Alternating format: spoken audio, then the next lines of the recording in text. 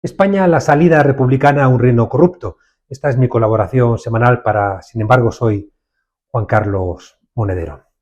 En México, el PRI y el PAN eran las dos caras políticas del régimen priista. Tenían tanta fuerza, ambos, que terminaron devorando incluso al PRD, que era la fuerza que desde la izquierda intentó superar la corrupción, la violencia y las desigualdades que producía ese régimen.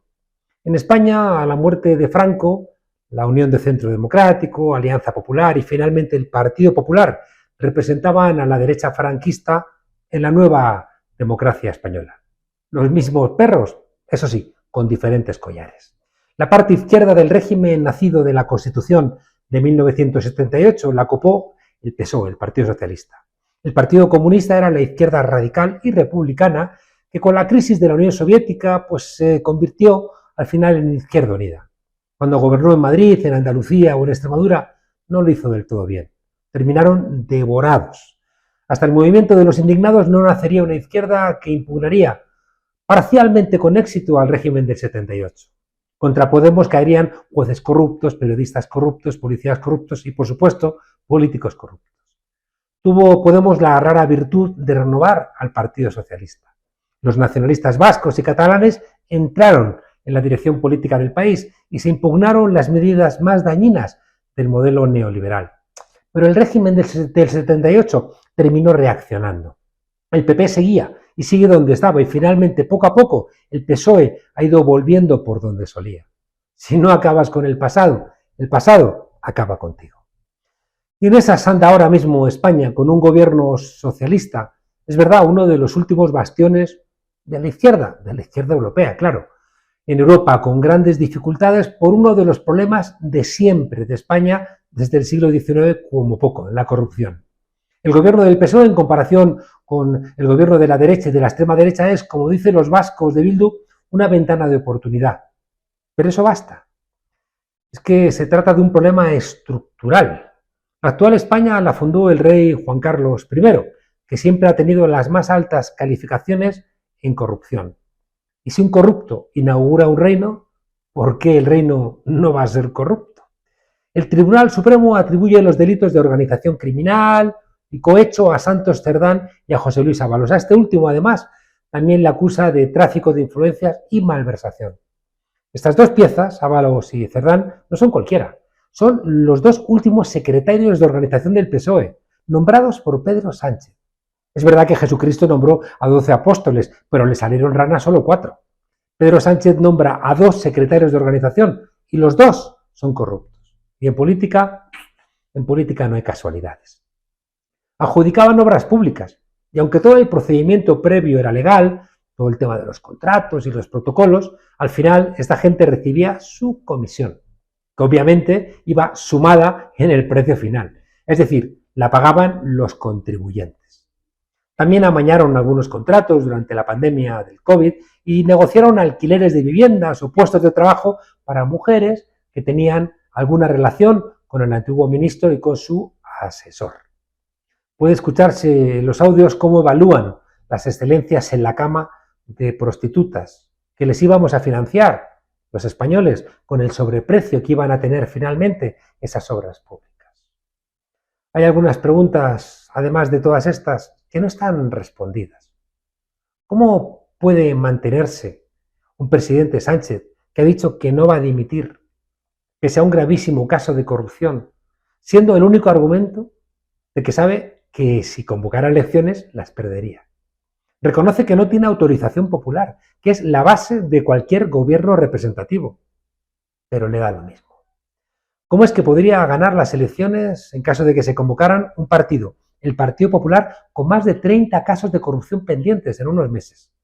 Se juzgan. Y ya con un líder que veraneaba con un narco.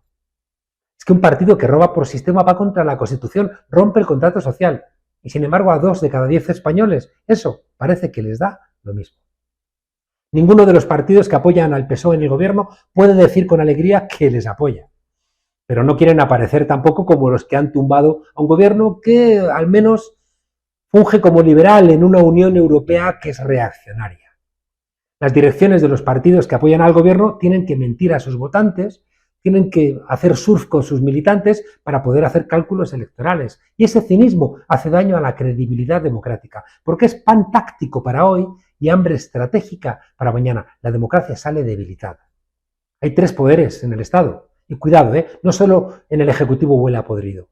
¿Por qué los jueces imputan al fiscal general del Estado por una filtración? Que además no la ha hecho él, porque habían otros periodistas que las habían dado a conocer antes. Y sin embargo no pasa nada con filtraciones que pasan a los conchavados que quieren tumbar al gobierno de Sánchez. En la UDEF de la policía y en la UCO de la Guardia Civil hay gente corrupta, vinculadas con la derecha, y eso enturbia todo. Las internas de todos los partidos, que suponemos que son críticas con la marcha de las cosas y con la actuación de sus dirigentes, no tienen nada que decir. A unos se les calla, otros vienen callados de casa, y a otros se les dice desde los medios de comunicación lo que tienen que pensar. El argumento de no convocar elecciones, porque gobernaría la derecha con la extrema derecha, es idéntico al de no renovemos la Constitución, porque es que saldría más conservadora que la que hicimos en el 78. Resulta que hay cosas más importantes en la política que lo que piensa el pueblo. Hemos vuelto al despotismo ilustrado, todo para el pueblo, sin el pueblo. ¿Hasta cuándo? Eso le puede valer a la derecha, pero a la izquierda no le vale. Y no nos engañemos, estas disputas entre los 2 grandes partidos del régimen del 78 no afectan a los grandes asuntos de Estado. Entre el PSOE y el Partido Popular se repartieron hace nada el Consejo General del Poder Judicial. Los 2 apoyan irrestrictamente a la monarquía. Los 2 apoyan la forma de actuar del sistema bancario o de las empresas del IBEX 35 de bolsa. Los 2 apoyan a la OTAN. Los 2 están armando a Ucrania. Los 2 dejan a Israel perpetrar su genocidio. Los 2 están de acuerdo en subir al 5% el gasto en defensa, como manda Trump, conscientes de que eso afectará durísimamente al presupuesto social en algún momento de los próximos años. Los análisis que están haciendo los partidos de dirección que apoyan al gobierno son correctas. Si hay elecciones, es que van a ganar los neofranquistas. ¿Qué ha hecho la izquierda? Es evidente que el pueblo puede pegarse un tiro en el pie, lo ha hecho otras veces. Pero no es que hemos ido vaciando nuestras democracias, sino que las élites juegan a la democracia solo si su cuenta de resultados no se resiente o si no están asustadas, entonces llaman a los escuadristas. Bueno, llaman a sus policías corruptos, a sus periodistas corruptos, a sus jueces corruptos y evalúan, llegado el momento, si llamar a sus militares corruptos. Nadie piensa en qué es lo mejor para España, porque España se ha convertido en la excusa en la que se envuelven los que roban a España. Todo el mundo está esperando un gesto audaz de Pedro Sánchez, pero la baraca se acaba. Y nadie espera un gesto audaz de las bases de los partidos, que reclamen a altura de miras a todos. Parece que los problemas solo los solventan los hiperliderazgos, que nacieron de la peor herencia del 15M, porque la mejor herencia de aquel movimiento de indignado no eran los hiperliderazgos, sino la participación popular. Y en España los problemas siempre los ha solventado el pueblo. En el Reino de España da igual que se te mueran los ciudadanos en una riada porque estabas comiendo con no se sabe quién en Valencia. Que se te mueran solos y abandonados en las residencias de ancianos de Madrid porque no has querido llevarlos a los hospitales. Que se vaya la luz, que no haya vivienda. Que las manos derechas de los líderes roben las puertas. Te llames Felipe González, José María Aznar, Esperanza Aguirre, Mariano Rajoy, Alberto Núñez Feijóo o Pedro Sánchez. Si todo da lo mismo, todo va a seguir igual. Las aspirinas bajan la fiebre, pero no solventan las enfermedades. El régimen del 78 sigue moribundo y lo que debían hacer no termina de hacerlo. ¿Alguien cree que el PSOE va a regenerarse con cambios cosméticos o pidiendo disculpas? Esos 3 personajes, Koldo, que era un antiguo portero de discoteca, Ábalos y Santos Cerdán, fueron los que acompañaron a Pedro Sánchez en su vuelta a España en un coche modesto, para disputar y finalmente ganar el Congreso del Partido Socialista. ¿Qué pasa? ¿Que igual después de acostar al líder se escapaban por la ventana para ir a un burdel? Debió estar muy torpe Pedro Sánchez para no darse cuenta de nada. El pez tampoco se da cuenta del agua hasta que lo pescan. Sánchez ha dicho que no sabe nada, pero quien conoce la política sabe que los líderes están al tanto de todo, aunque no quieran saber, aunque deleguen los asuntos sórdidos a otros. El canciller alemán Merz ha delegado en Israel el exterminio de los palestinos y parece ser que también de los iraníes. Ha dicho que Israel está haciendo a los europeos el trabajo sucio. Literal. ¿Suena a nazi? Pues sí. De la misma manera que Pedro Sánchez no ha convencido a nadie en su segunda comparecencia porque ha hablado en lenguaje antiguo. ¿Alguien cree que Feijóo, que viene de la Galicia de los contrabandistas, financieros del PP, es diferente de Rajoy o de Manuel Fraga? En las andanadas contra el PSOE está el Estado profundo, no nos equivoquemos. No es casualidad que todo salga precisamente ahora. Si es que ya lo hicieron contra Zapatero, contra Felipe González. Por cierto, hoy Felipe González es uno de los suyos. Trabaja con Carlos Slim, odiaba a Julio Anguita y ahora odia a Podemos.